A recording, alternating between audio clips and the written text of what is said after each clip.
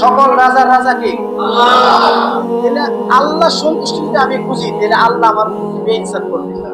নাউজুবিল্লাহ বলে না, বেইনসাফ করবে।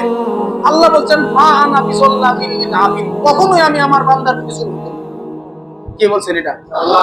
তাহলে আমরা কেন এটা করব? আল্লাহ সন্তুষ্ট। কালকে নবরের হুজুর 3 নম্বর যে কথাটা বলছেন, নিজেকে সবসময় ছোট মনে করা। এটা হলো ধ্বংসের মূল কারণ।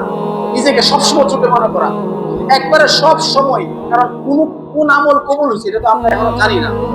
নিজেকে সবসময় হাকির মনে করা যে আমার চেয়ে সে ভালো, আমার চেয়ে আমার শেষ মুসল্লিরা ভালো, আজকে জুমার দিন সবচেয়ে শেষে যে আসবো সেও হয়তো আল্লাহর কাছে কোনো কারণে প্রিয়। আমি আগে আইসা আমার ওই লোকটা হয়তো সবচেয়ে ভালো। নিজের কোন আমল নিয়ে অহংকার করার সুযোগ। সরাসরি বলছে আল কিবরিয়া উলিদাই, অহংকার হলো আমার জাদু। এটা নিয়ে যারা পরিমাণ যদি অহংকার থাকে, আল্লাহর কসম জান্নাতে যাওয়ার সুযোগ নাই।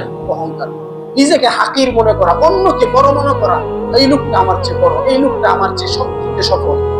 এই নিজেকে হাকির, নিজেকে ছোট মনে করা, এটাই সবচেয়ে বড় হওয়ার আলামত। আল্লাহ আমাদেরকে এই আমলটা করার তৌফিক দিক বলেন আমিন।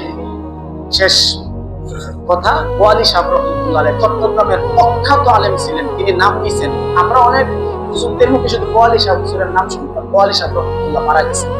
তিনি চিটাঙ্গা ভাষায় একটা কথা বলতেন যে আমার পিছে ফিস নাই, আমার নিচে নিচ নাই।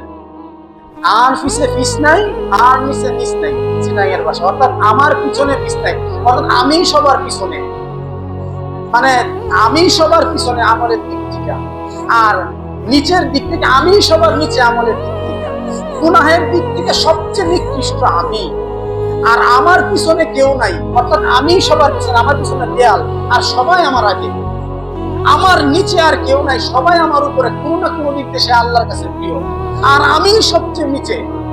ওয়ালি সাহেব রহমতুল্লাহ আলাইহির কথাটা শুনি না হুজুর কইতেছে, এটা কি এক কথার মধ্যে কত কথা বলে দিছে। বড়দের কথাটা কত সুন্দর। আমার পিছনে বিষ নাই, আমার নিচে নিচ নাই, অর্থাৎ আমার পিছনে আর কিছু নাই, আমি নিকৃষ্ট। আমার নিচে আর কিছু নাই, আমি সবার নিচে, আমি আমলের লাইনে সবচেয়ে নিচে।